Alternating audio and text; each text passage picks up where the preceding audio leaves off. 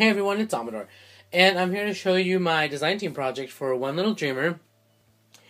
I showed the kit that I got a few days ago, and I asked if anyone wanted to see like the process video. So I'm still trying to work that out with the new iMovie app, because that's how I edit my videos and stuff. The only thing is I can't seem to figure it out. I can make it go slow, which I think is the stupidest thing, by the way, iMovie, but anyway. So let me go ahead and show you. This is, you guys see my name sign for my channel. I also wanted to go ahead and thank every single person that subscribed. You guys, thank you so much. You guys have been very supportive. And there'll be way more to come. But right now, I'm going to go ahead and show you my project.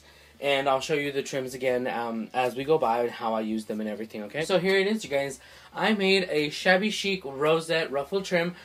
And I was going to use so many other things, like some of my vintage jewelry, some of my bling, and I'm glad to say that every single little piece on here is actually from the One Little Dreamer shop, and I will show you a little close-up in a minute on everything, and all of the trims, like I said, every single bit, except for the little special feature and the cone that, of course, that I got from Hobby Lobby. I went ahead and painted it with a vintage white paint first. This is just the paper mache cone, and I went ahead and painted it, and then I added the rosettes and everything, and then on top of that I layered it with all of the bling. So let me go ahead and give you guys a close-up of the whole thing, and then I'll show you as we go how I set it up. Okay, so starting from the bottom, you see that it's completely covered with the rosette trim. And this is once again in ivory, and I have this raised pearl trim that is wrapped around the entire tree from the bottom to the top. It goes throughout the whole thing, and that's the only one that I actually kept in. Right here you're going to see, this is one of the, this I took apart from this bling right here, and this one is the flower bling. This one Aarti doesn't have right now, but she is going to have it soon, and there will be a limited quantity, you guys. So I went ahead and cut that up into small pieces and use those as is. Now, this one right here is the pearl drop trim, which you guys know I absolutely love. It's that one right there, with a large flat back pearl that I had. So I went ahead and I just punched out little circles in ivory cardstock right here. Glued the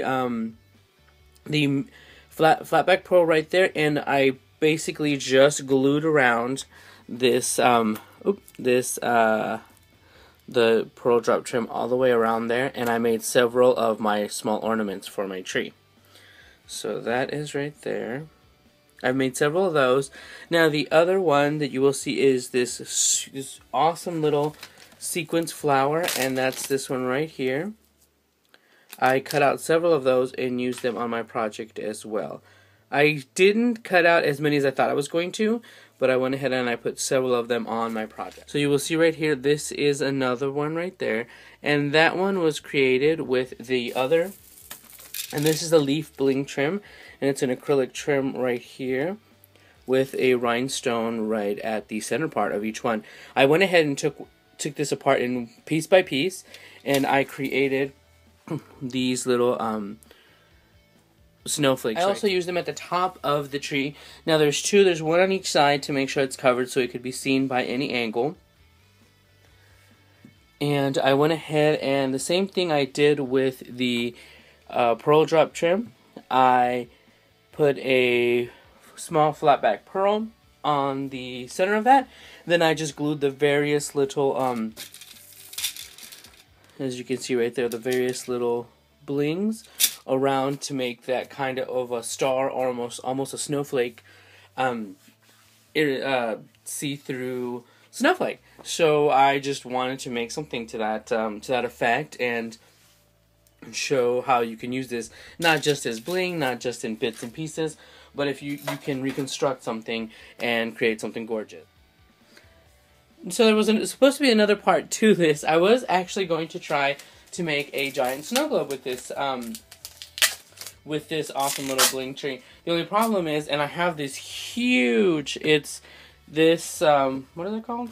It's a gallon jar from, it's a ball gallon jar, and you guys know my obsession with ball jars, that I was going to make into a giant, this thing is like 12 inches tall, Actually, no, it's like 11-inch tall. So I was going to make a giant snow globe, and I thought that was going to be awesome. The funny thing is, if you can see, my tree is much bigger than the jar. So I'm actually going to later on go ahead and make another smaller tree to fit in here, so I can make a giant snow globe, and that is going to be super awesome, hopefully. And but yeah, I can't believe I just threw off the measurements just by a little bit, because the cone alone is 10.5 inches.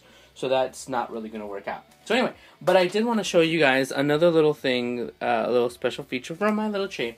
So not only is it just covered in complete bling and just completely just cute as all heck, I actually, let me find it. It lights up.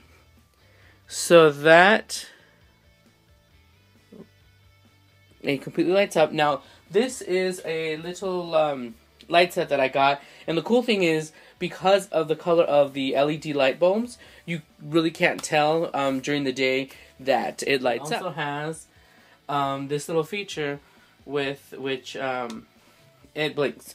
So if you want it to blink, there you go. And too bad it doesn't like fade out softly, but it blinks as well, and it's just attached to, glued to the bottom. And that is my Christmas tree. So super excited. Can you imagine how it's going to look like inside of the giant mason jar when I make the smaller one? These cones come in smaller sizes. See, I'll give you guys an idea, but you can see it is not going to happen. That is about as far as it goes into the mason jar. So yeah, so I have to make a much smaller one, which I have.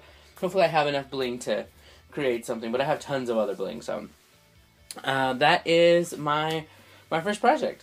So I actually made a smaller project with the trim that I had, which with this trim right here.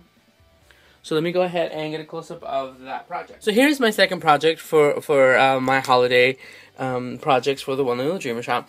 And this is a Shabby Chic Jingle Bell Mistletoe. So I used this trim right here from One Little Dreamer, and I cut out these little flowers, and I used them to cover some of the jingle bells. This is a different jingle bell that I was going to use, but it was a little big.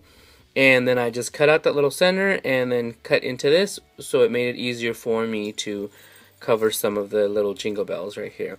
Now the only problem is when you cover them with lace and trim, they don't jingle. So half of them are covered and half of them are not. So I first put them on these wires, and this is floral stem wire, and it is the one that's covered in white. It's not flocked. It's like it's actually like a thread.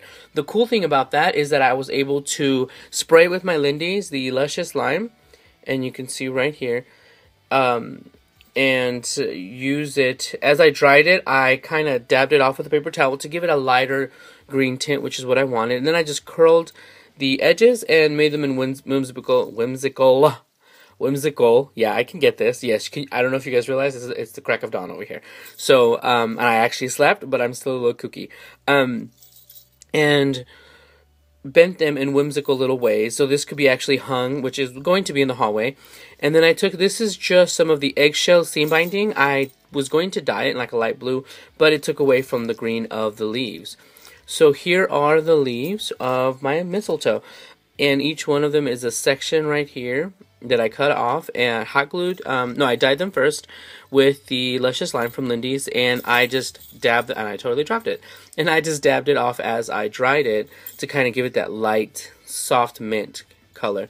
So as you can see right here, and of course the jingle bells were first brushed on with my Annie Sloan chalk paint in old white, and then some of them were covered with, and you see some of them are loose because I curled the wire into a little loop to give it a chance for it to jingle, because the ones with the trim actually have that funky sound if you can hear it. So, but it still jingles.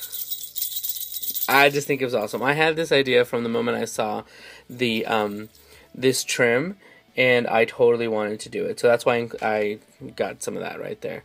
Like I said, and you can use all sorts of jingle bells. And these were just from the craft store. You can hear that. Totally love it. Can you hear it?